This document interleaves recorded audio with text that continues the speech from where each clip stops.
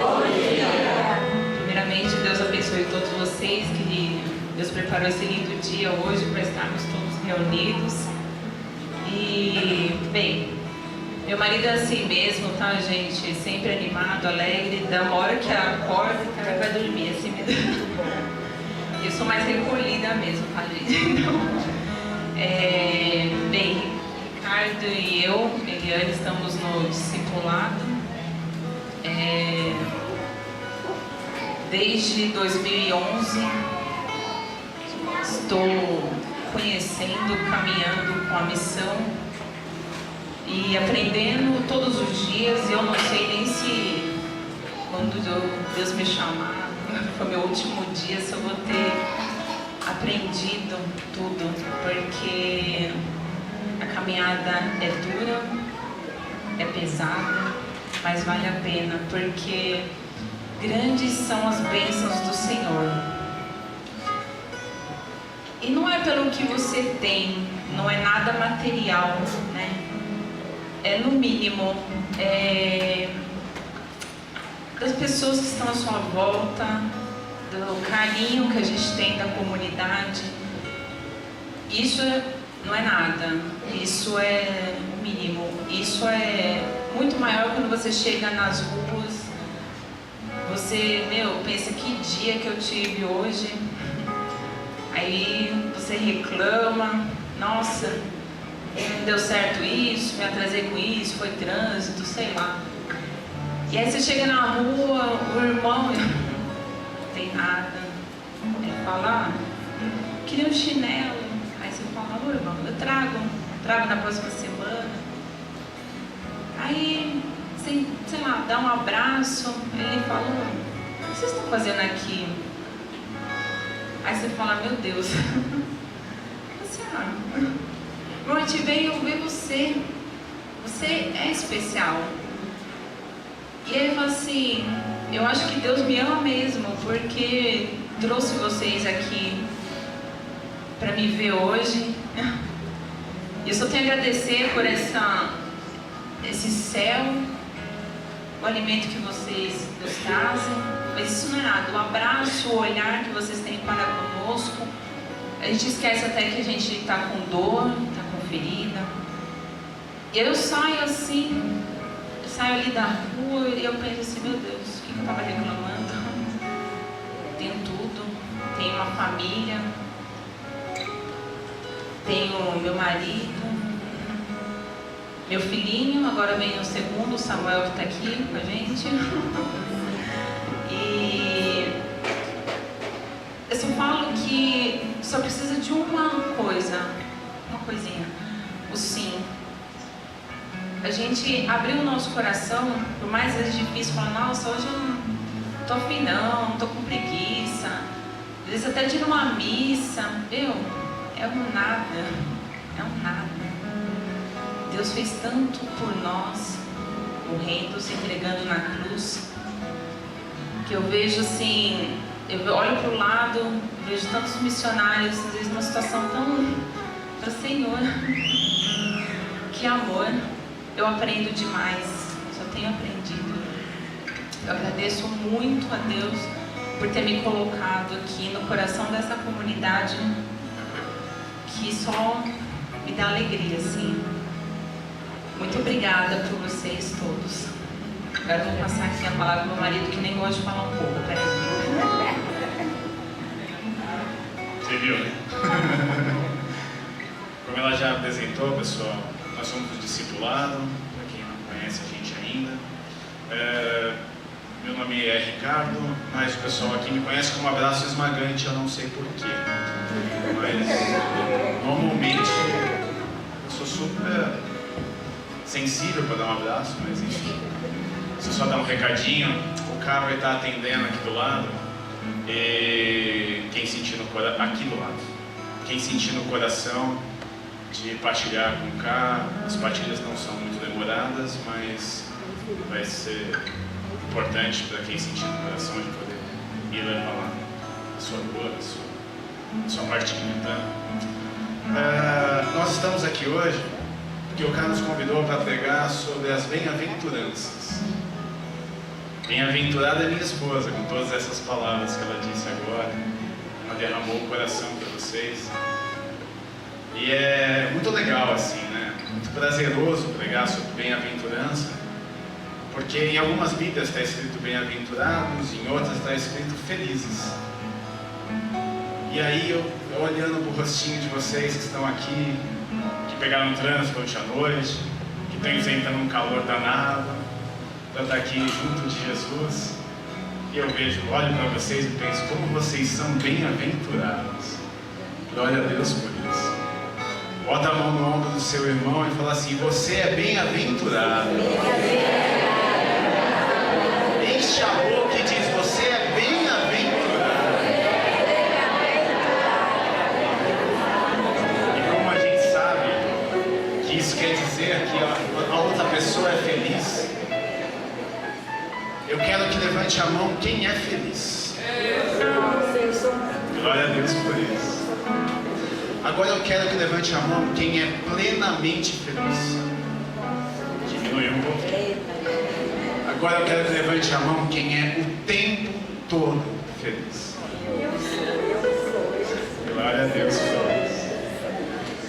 Vocês sabem que para entender das bem-aventuranças, a gente tem que sair absolutamente da nossa realidade humana. Porque bem-aventurados que choram, felizes os que sofrem, felizes os pobres, felizes os perseguidos.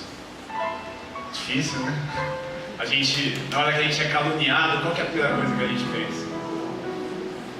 Ai, como eu sou feliz. A gente acorda de manhã e fala assim, bem-aventurado só porque alguém vai me caluniar hoje.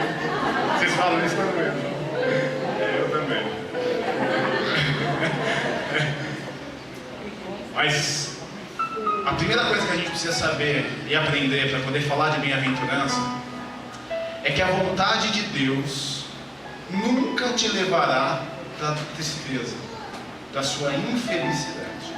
A vontade de Deus sempre te leva para a felicidade. Quando a gente entende essa máxima, fica fácil de entender o que a gente vai ler e vai falar a partir de agora. Porque toda a vontade de Deus é para que sejamos felizes, e Jesus prometeu que seríamos com Ele felizes plenamente, verdadeiramente. Voltando para a pergunta da felicidade, aí eu pergunto, quem aqui tem Facebook? Opa, aumentou de novo. Quem aqui está com fotinha sorrindo no Facebook? O tempo todo? 24 horas por dia. Mas se você não era feliz 24 horas por dia, por que a foto está sorrindo? A verdade é uma só. Para a gente entender da bem-aventurança, a gente precisa esquecer o jeito como o mundo nos trata. Nós somos obrigados a estar sorrindo para sermos felizes. Não é assim que Deus nos criou. Nós não somos filhos mimados. Lembremos, somos filhos de um Deus crucificado. Se estamos perseguindo um crucificado e ressuscitado, como é que a gente pode buscar uma vida só de gozo e sorrisinhos? Não tem como, né? Quando a gente estava meditando sobre o Sermão da Montanha, que é onde começam as bem-aventuranças, é bem interessante, porque da forma como é dito, se eu ler ele aqui e falar um pouquinho dele, em 6 minutos já está tudo dito. Mas a bem da verdade, as bem-aventuranças elas são tão profundas, mas são tão profundas, que o Papa Francisco chama elas de programa de santidade. Quem aqui já foi para a academia, quem aqui já teve aula de reforço, sabe quando a pessoa fala um programa para você, é para você alcançar um resultado, né? Para você ficar magro, para você ficar forte. O Papa Francisco chama isso de programa de santidade, ou seja, é a atitude verdadeira de quem quer alcançar a santidade. Tirar ela de uma palavra apenas que está na nossa camiseta, na nossa boca, e ela passar a ser real. As bem-aventuranças trazem a nós este programa de santidade. Quem tiver com a Bíblia e quiser acompanhar. Mateus 5, versículo 1.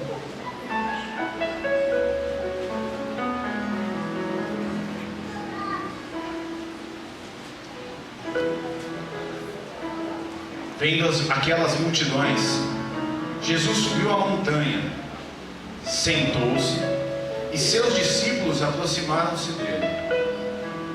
Versículo 2. Então abriu a boca e lhes ensinava, dizendo.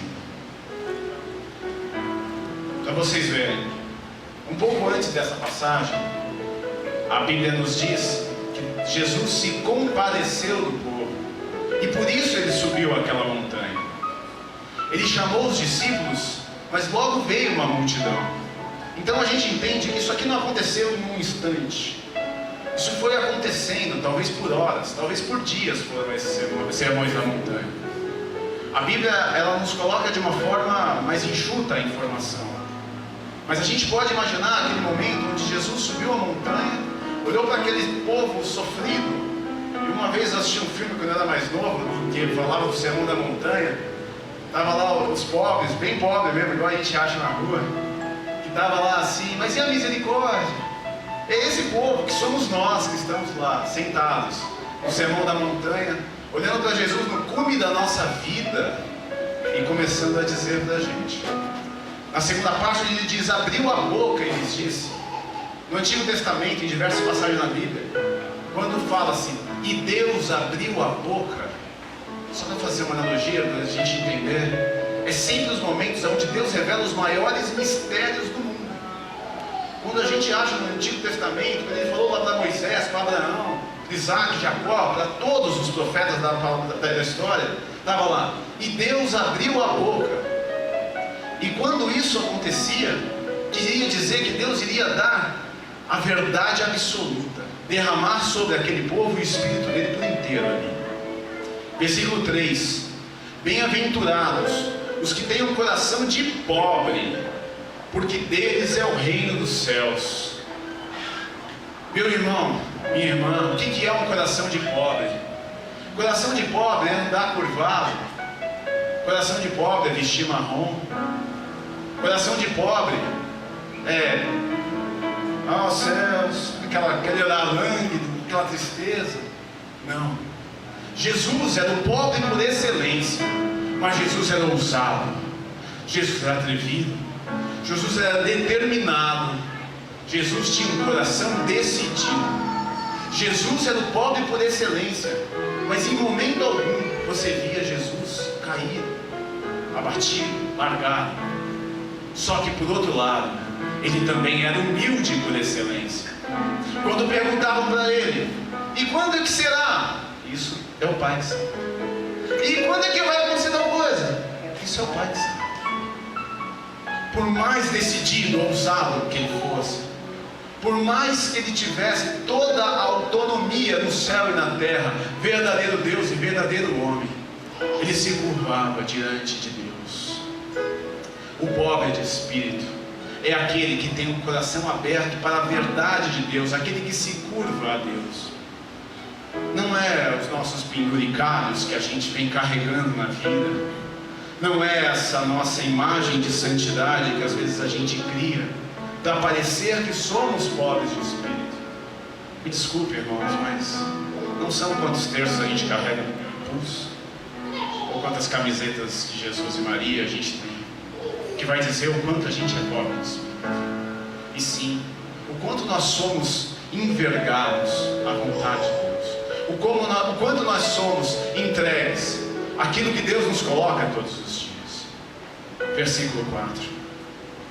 Bem-aventurados que choram, porque serão consolados. Aquele que chora com o olhar de Deus, ele chora porque ele enxerga os males do mundo como o mundo é, não como a gente pinta no Facebook, mas ele enxerga a dor que Deus enxerga quando vê uma família destruída. Ontem aqui na adoração, alguém teve a visão de uma mãe que perdeu seu filho. Do outro lado do mundo, o garoto foi colocado de ponta cabeça e cortado a cabeça dele.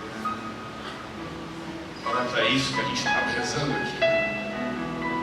Esse choro é no Senhor. E junto com esse choro já vem o espírito de consolação.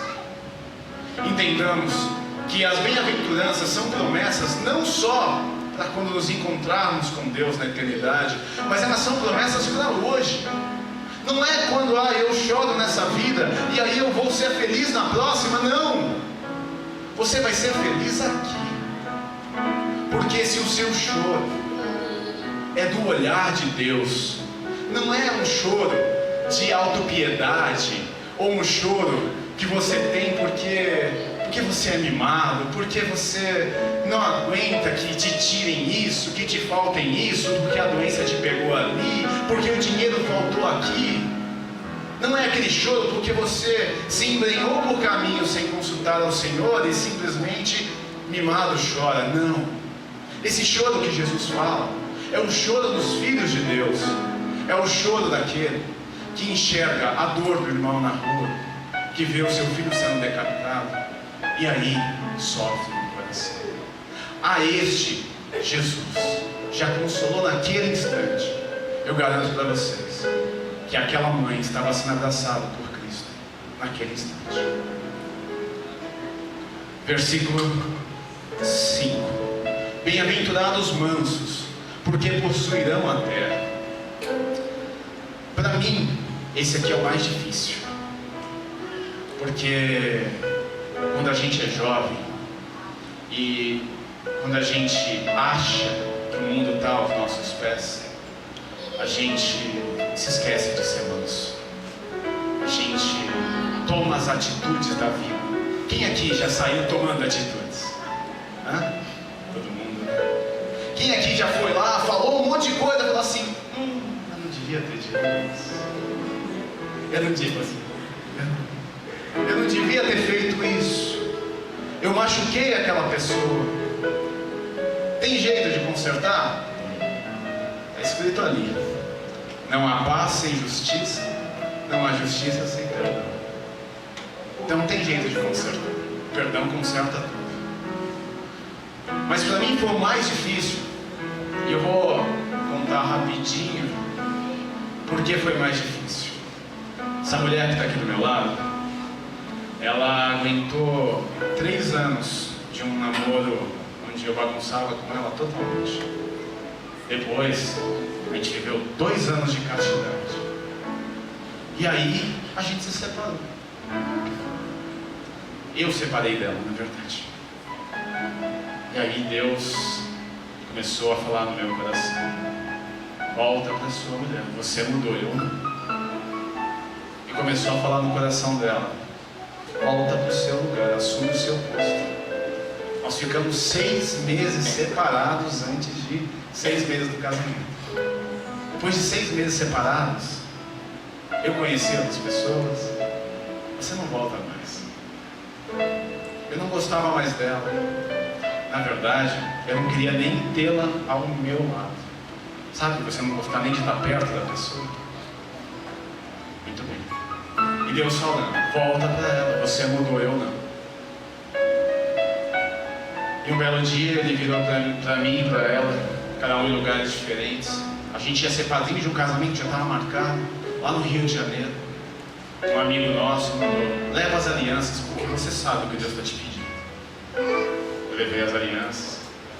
Lá ele colocou as alianças de levar nosso amor de novo e disse: vocês vão voltar. E a gente voltou pela fé, pela mansidão. Mas a gente não estava se gostando. Sabe aquela coisa ruim assim? Não ia dando certo, a gente não ia. E o casamento ia acontecendo. Ele indo. Isso foi em maio, a gente ia casar em dezembro. E os dias foram passando. E Deus prometeu pra gente: mas vocês vão se gostar. Você vai ser como mel. Se agora é amargo, vai ser como mel. Vai ser amargo na boca, mas vai ser como mel na barriga. E o tempo foi passando, e a gente não se gostando, e tendo que cuidar das coisas do casamento. E se imagina cuidar das coisas do casamento sem gosto. Aí eu tinha acabado de entrar na missão, ela também. Um aviso que eu dou a todos: é muito bom entrar para a missão, porque Deus te tira aquilo que não é importante. Começou a ficar um pouquinho mais difícil para cuidar das coisas do casamento. Eu olhando para o céu, falei: Senhor, porque eu vou ter que essa mulher que entrei na missão. Ela veio antes, 3 anos dentro da missão, tinha ganhado dinheiro, tá do jeito que você quer.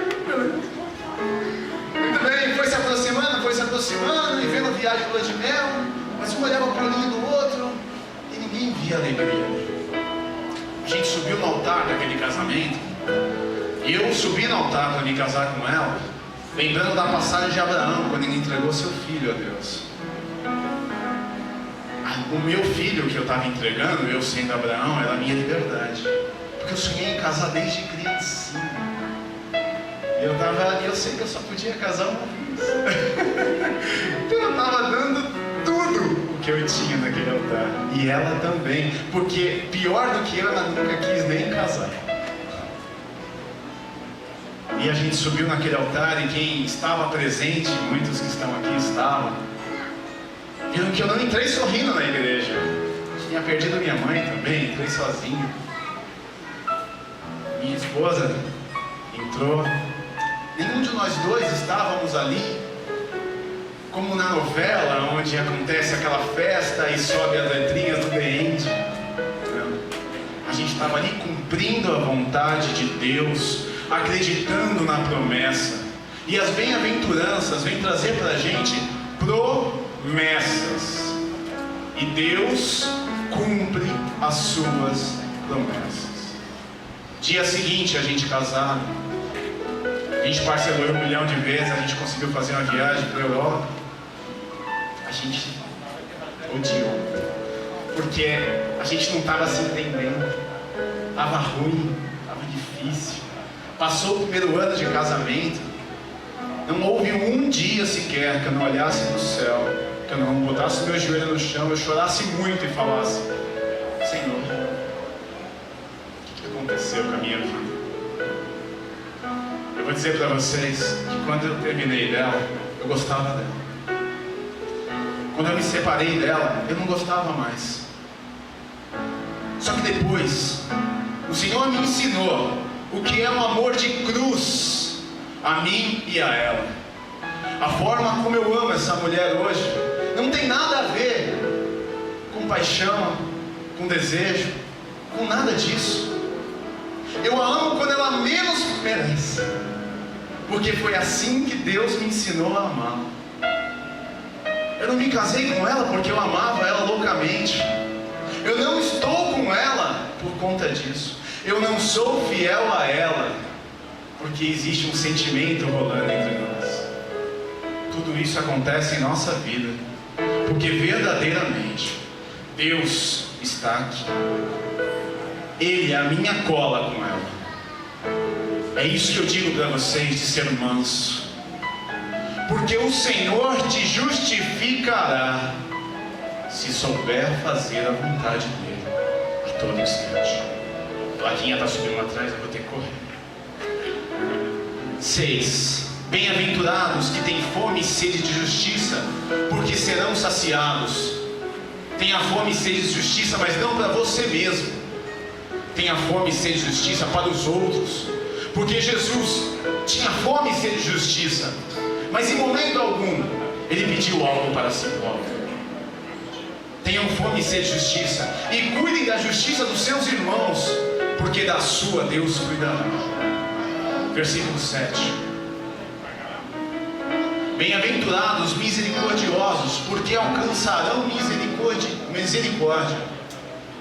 Misericordiosos são aqueles que têm um coração que sente piedade do outro. Quando nós perdoamos o nosso irmão, quem aqui neste momento está sendo difamado, está sendo caluniado? Quem aqui neste momento está sofrendo acusações que não são verdadeiras da sua família? Quem aqui hoje, neste momento, está aqui nesse retiro e antes de sair de casa, você, vai lá ser beato, ficar na barra da saia do padre? Eu digo para vocês, se souberes perdoar essas pessoas, E todos os outros, quando lhes fazem mal, faremos todos nós um exército de perdoá-los. Seremos nós que perdoamos e eles, que com o efeito do amor de Deus, perdoarão ao próximo. Porque aquele que é perdoado por Deus, é capaz de perdoar o seu irmão. Vocês sabem disso quando saem da confissão. Versículo 8: bem-aventurados puros de coração, porque verão a Deus. Irmãos, não é ver a Deus depois da morte, não é ver a Deus numa forma transcendental, numa coisa aqui mística, que aparece Deus aqui na minha frente. Não é desta visão que Jesus está falando. Jesus está falando de ver a Deus o tempo todo em você, nesse cachorro lindo que fica aqui dentro, que é obra de Deus para nós. Ver Deus em você, isso é ver Deus. Quando a gente tira o lixo dos nossos olhos, a gente só enxerga Deus nos outros. Quando a gente tira o lixo daquilo que nos excede, a gente só enxerga Deus, meu irmão. Versículo 8: bem-aventurados pacíficos, porque serão chamados filhos de Deus. Aquele que tem Jesus no coração e vive a caridade é chamado de filho de Deus. Agora eu te pergunto: quem aqui é filho de Deus? Ninguém. E se você é filho de Deus, você é irmão de quem? E que bênção maravilhosa ser irmão de Jesus, filho de Maria, hein? Bastamos que sejamos pacíficos. 10: bem-aventurados que são perseguidos por causa da justiça, porque deles é o reino dos céus. E aqui eu vou encerrar, amigos, a gente vai para a oração. Aqueles discípulos que eram perseguidos, que eram chicoteados, eles riam e louvavam a Deus e dançavam, porque diziam: aleluia, eu estou sendo perseguido porque eu apanho de Deus. E aí eu pergunto: quem aqui já riu quando estava sendo chicoteado? Quem aqui já disse: oh Senhor, obrigado Senhor? Se não estivermos prontos para sofrer as dores de Jesus, também não estaremos prontos para entrar no seu reino. Porque se sofremos as dores de Jesus hoje, o reino de Deus habita em nós, e no dia da nossa morte não há nada de novo a ser conhecido. Nós iremos para junto de Deus Pai de primeira. O reino de Deus habita em você quando você é perseguido pela justiça de Deus. Eu quero que todo mundo se levante agora. Feche os seus olhos. Coloca a Bíblia na cadeira. Bota a mão no seu coração. E fala: Senhor, eu quero ser bem-aventurado no seu amor. Senhor, eu quero ser bem-aventurado como a Virgem Maria. Eu sei, Senhor, que para ela ser bem-aventurada, ela disse sim à maior das dores de uma mãe. Sim, Senhor, eu sei que para ser bem-aventurado no seu amor, eu preciso morrer na cruz contigo, para ser ressurreto contigo também. Pois só enxerga a alegria do milagre aquele que se abre para a dor. Sim, Senhor. Vinde com o seu Espírito Santo sobre mim. Purifica o meu olhar. Que eu te enxergue em todas as coisas. Que eu saiba ser bem-aventurado em cada dor. Que cada vez que me caluniarem, eu saiba olhar para o caluniador. dizer: eu sou bem-aventurado. Você é bem-aventurado. Porque todos nós fazemos parte da promessa